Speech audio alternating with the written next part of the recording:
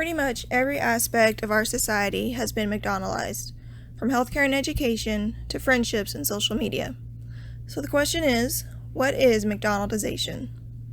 According to sociologist George Ritzer, McDonaldization is the process by which the principles of the fast food restaurant are coming to dominate more and more sectors of American society, as well as the rest of the world. There are 4 dimensions to McDonaldization: efficiency, calculability, predictability, and control. Efficiency is the optimum method of completing a task, the rational determination of the best mode of production. Individuality is not allowed. Calculability is the assessment of outcomes based on quantifiable rather than subjective criteria. In other words, quantity over quality.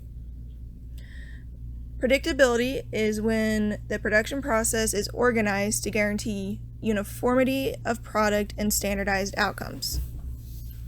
Control is the substitution of more predictable non-human labor for human labor, either through automation or the de-skilling of the workforce. There are several examples of McDonaldization in our society. One of the earliest examples would be Henry Ford and his assembly line for his automobiles. His revolutionary idea dramatically changed how many automobiles could be produced, and it was very efficient. Medical care is a surprising aspect of McDonaldization. There have been more outpatient procedures conducted in recent years than there ever have been before.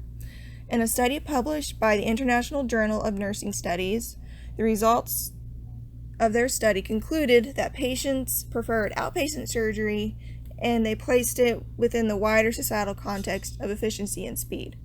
Their time was a major issue for them. They wish surgery, like all other aspects of their life, to be a speedy process. They compared it to McDonald's experience with its emphasis on speed, predictability, and control. This study throws new light on patient experiences and offers an understanding of outpatient surgery against a Western culture which emphasizes the importance of speed and efficiency. It is a popular choice for patients, but at times it can seem to be a weird, strange way of providing care. Higher education is another aspect of society that has become McDonaldized. We live in an age of mass higher education, in which many students attend college because they see a college education as a means to a more successful career, not necessarily because they love learning. Colleges and universities are experiencing growing pressure from the public and state legislators to control costs and maximize efficiency. These changes in the governmental and economic environment have contributed to the increasing the management role of university administrators and lessening the independence of faculty, including library faculty. Increased competition for students among many academic institutions has resulted in a new emphasis on academia on marketing, quality of service, and treating students as consumers or even customers. Technology is another big one. The growing importance of the internet, and especially the way in which it's being marketed by service providers, is a quick and easy way to instant gratification for pretty much anybody. I mean, the internet, you Google something, you find the answer in no time at all. Quick and easy access to as many sites as possible and as much information as possible, regardless of its value, is precisely the triumph of quantity over quality. Social media is a shocking form of McDonaldization in a way. There's a lot of different words for friendships, and our search for it is even more confusing. Strong and weak ties, social networks, social capital. We have a verb for it too, friending. That's something that our new media technologies allow us to do.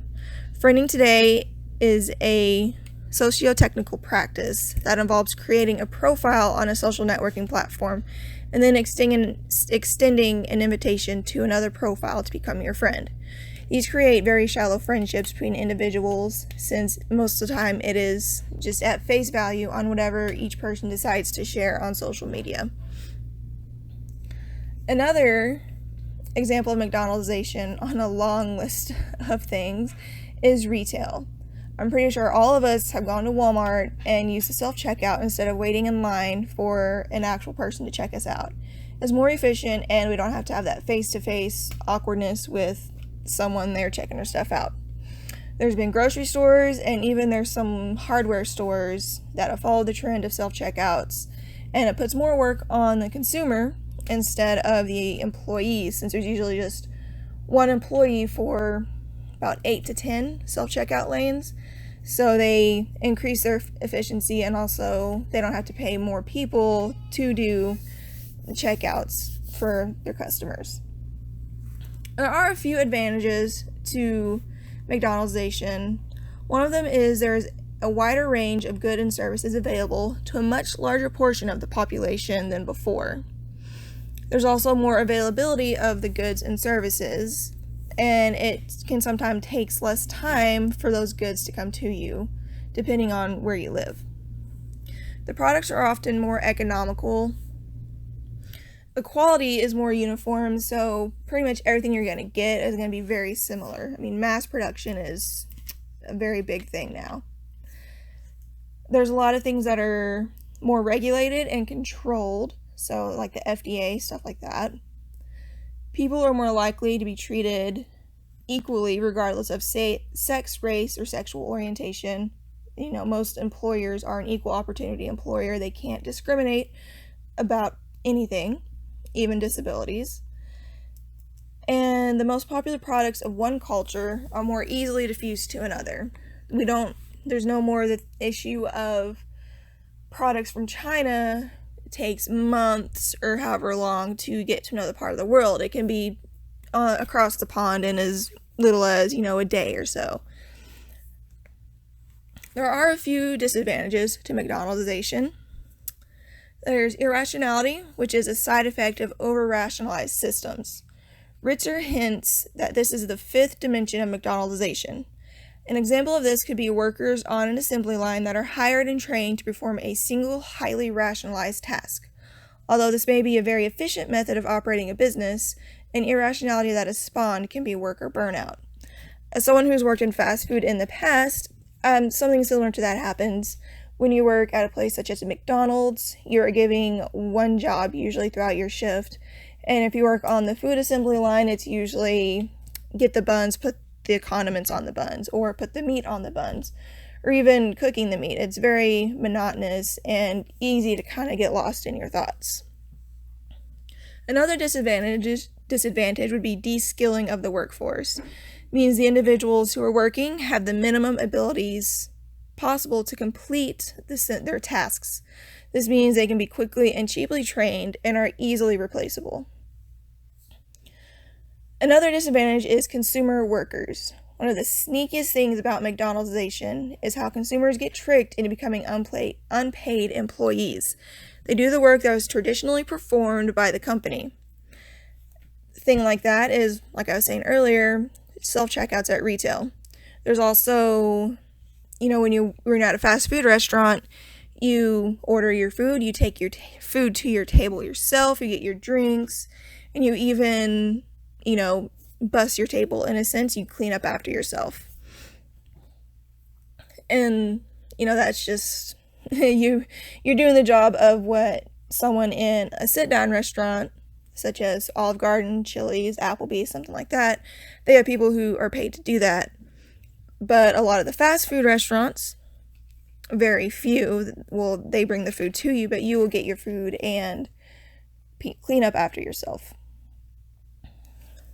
So what is it McDonaldized? I mean, we're going through all this, seems every aspect of society is McDonaldized.